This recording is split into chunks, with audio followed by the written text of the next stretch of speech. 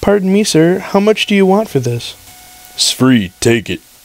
What? Are you sure? I can I pay— said you could take it, now get out of here. The above was a brief exchange of words between a very edgy young man, possibly in his late 20s, and myself at a yard sale I happened by. I always find the most interesting things at yard sales and flea markets. I'm normally there for books, but I'll occasionally happen across something else that I find worth my time. I didn't find any books this time around. The entire sale seemed to be comprised of children's toys, clothes for both little boys and girls, as well as some items I'd expect a young married woman to use. Silken night clothes, stacks of cheesy romance novels that I had no interest in. I can't read pure romance. I need something like murder or mystery to make it interesting. Jewelry, as well as several cases of makeup, most of which appeared to be half used. I found the used makeup to be in bad taste. If you no longer had a use for it, throw it away. Don't try to peddle what's touched your face to other people. It's disgusting. I kept those thoughts to myself, however, as the man running the small junk sale seemed far from stable. As I was about to leave, something blue peeking out from underneath a small gray bunny plush caught my eye. Colors always catch my attention, especially blue, so I lifted the plush to examine it. To my surprise, it was a Pokemon Blue game. Not that I had been looking for one, but I felt like experiencing a little nostalgia. Even though the first generation of games wasn't my favorite, it reflects back to a much simpler time in my life. The cartridge had the word Tears written neatly in black across the image of the Blastoise. I assumed it was a nickname of some sort. Perhaps the previous owner of the game cried a lot. It was within a bunch of child things. Perhaps they were young enough to be labeled a crybaby by others, and Tears was just a nicer name. I'm not sure. Anyway, I got the game for free, but I left $1 on the table just so I'd feel better about taking it. When I got home, I inserted the game in my SP and turned it on. The sound at the startup screen was greatly distorted. It sort of fluctuated from being several tones lower than normal to being nothing more than a low rumble. It was unsettling, to say the least. Naturally, I assumed the game was faulty, but I thought I'd play through until something froze up on me. The previous owner, this Tears person, still had a game on file, as would be expected with a used game, but no information about playtime, character name, or anything else of that sort was displayed when the option was highlighted. Curious, I chose the previously started game, just to see where they were with everything. A child was bound to have an interesting game with creative names, insight into the innocent mindset that was slowly becoming rarer with each passing year. Upon choosing the previously saved game, I was met with a black screen and silence. I felt disappointed. The game had already seemed to have messed up on me. I was about to turn it off when a dialogue box popped up. I began to read, but the text was moving painstakingly slow. I've been robbed of everything. My title is champion, my grandfather's respect. Even my Pokemon are dead because of you. I won't stand for this. I'll come and find you. I was confused. Who was speaking? Who were they speaking to? My heart rate had picked up out of what I assumed was fear. It had been a while, but I knew this wasn't normal. But curiosity continued to keep me locked onto the game. As the black screen faded away, the music belonging to the inside of the Pokemon Tower began playing perfectly. The sound obviously wasn't as broken as it appeared to be at the beginning. The scene revealed when the black faded was that of the Pokemon Tower. The not-so-familiar-to-me sprite of your in-game rival Blue was standing in front of one of the many graves inside the tower. He stayed there for several minutes, the disturbing music continuing to play throughout his silence before he finally said something. This ends today. For the both of us. With that, he left the tower. My screen followed him. As he stood outside the tower, the music did not change to Lavender Town's normal depressing music. Rather, the haunting tune from inside the graveyard continued to play through on a loop. As much as I wanted to turn down the music, I couldn't bring myself to do so. I couldn't move the character after that. I couldn't tell if it was another assumed glitch of the clearly hacked game, or if it was hesitation on the character's part. After another minute, he finally spoke again. Fly!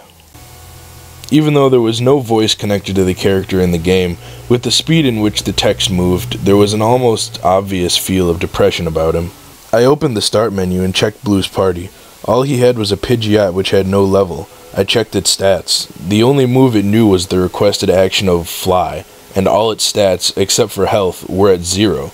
Odd as I found this, I didn't question it and chose Fly. When the map opened up, it was black, save for one small square that was marked Mount Silver. I knew this was impossible. Mount Silver was in Johto, which had yet to be introduced to the original Pokemon games. Regardless, it was my only destination, so I chose it. The typical animation of the trainer sprite turning into the bird sprite and flying off took place, and, sure enough, I landed in front of the cave entrance to Mount Silver. Rather than having the sprite shift back to Blue Sprite, his image moved to the left of Pidgeot Sprite. They faced each other for a minute before a sound much like that of entering or exiting a room played, but in a much higher tone. It sounded as if something had broken. When Blue spoke yet again, I began to assume the noise was the sound of a Pokeball breaking. The Pidgeot cried out once before doing as its former master commanded and flying away. After his final Pokemon flew away, the haunting music continuing to play, he faced the entrance. "I'm coming for you." I now had the impression that this was a mission of revenge, and with the way he was speaking, it was revenge of the darkest sort. It dawned on me to check the items he had on him. I don't know why this thought crossed my mind, but given the ongoing circumstances, I felt there would be something there, and there was. There was only one item in the list, knife, an item that certainly wasn't programmed into the game under normal circumstances. Anytime I picked the option to use it just to see what it did, Blue said, "Not yet." After that, I was unable to control the character anymore. It was as if he wanted me to get him there and see his single item just to get the gist of what he may be planning, but that was it. The rest was all his own. Blue stepped into the cave, and as he trekked through the stone maze of the cave, he never encountered any Pokemon, but I could faintly hear distorted cries mixed in with the music. I'm not sure, but I believe they could feel the negative emotions coming off Blue, and they cried out in concern. Finally, he reached the chamber that harbored Red in the Gold and Silver games. Blue's pace slowed a little as he approached his rival, and the music, dark as it was already, lowered considerably, making it infinitely darker. As the two rivals faced each other, Red simply greeted Blue with the silence that I had become accustomed to in Pokemon Gold.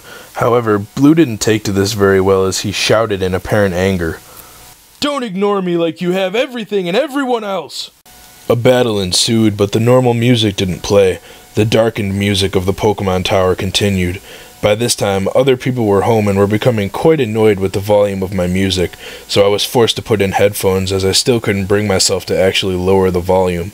Disturbing as it was, the music had some sort of hold on me. I stared at the game screen as the battle opened up. Obviously, since Blue had no Pokemon, he never called anything out. Neither did Red. In the battle option box, the 4 options of Fight, Pokemon, Item, and Run weren't all there. All there was to choose from at the moment was Item, so obviously he chose it. The only item there to use was the one I had mentioned before, Knife. It was quickly selected on its own and went back to the battle scene. Now the only battle option available was Fight. In the Fight menu, Blue only had one attack at his disposal, Murder. I couldn't regain control of the game. There was no option to run. I couldn't bring myself to turn the game off and end what had quickly become a disturbing experience. The only choice there was to sit there and allow Blue to murder Red. After selecting the attack, Blue shouted, "This is for everything!" And a typical attack animation much like Tackle played out, only instead of a single strike, Blue attacked repeatedly. The dark music in the background began to pick up its pace and become more high-pitched. It was painful to listen to as it reverberated through my headphones, but I never removed them. Red's sprite flickered in and out as he took the damage, and, as his health dwindled to 0, a gurgled screeching noise broke through the noise of the music, replacing it only briefly as Red's sprite faded into something that looked more like a decaying body before fading away completely with the screech. My heart was pounding. I was beginning to get a throbbing headache, and yet my eyes remained glued to the screen as the remainder of the scene played out. As the music replaced the scream once again, another dialogue box popped up as Blue spoke yet again. "I'll see you in hell." The battle options box popped up again, Fight remaining the only option. Blue selected it yet again, but instead of Murder, the attack option available was Suicide. There was a moment of hesitation, but Blue finally attacked himself with less fury than he had Red. As his own health fell to 0, a lower, gurgled screech replaced the high-pitched Pokemon Tower music. His sprite faded away, only when the decayed sprite faded in, he wasn't facing the battlefield. He faced me. His screech continued on, growing in volume to the point where the pain it caused equaled that of a migraine, and yet I still kept the headphones in.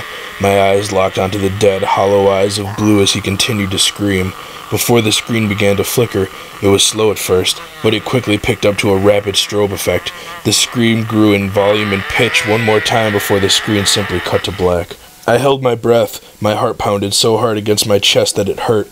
I deeply hoped that it was over, but considering the fact that I couldn't move or even hear any noise outside of my headphones, I fearfully assumed that it wasn't, and I was right. White lettering began slowly typing out across the black screen, and as each word formed, I read, "I finally got my revenge. The life you ruined is now faded away. But don't think it's over yet. My suffering has ended, but yours has only begun. I'll be watching your strife with a grin on my face, and when it all ends, I'll see you in hell." Though I had a full battery just a moment ago, the light turned red and the system turned off, and my nose began to spill blood over several minutes. I'll never be able to describe the terror I felt afterwards.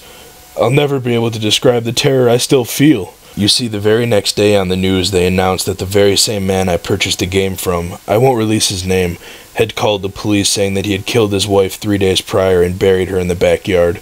When they reached his house, they had found him by the phone, dead. He had slit his throat and committed suicide. It was only mentioned that several weeks ago, his 8-year-old son had murdered their 6-year-old son and then killed himself. I assumed that the game had done all this, and I'm next. I don't know how much longer I have, nor do I know who will die at my hand, but you deserve to know this. Never play Blue Tears.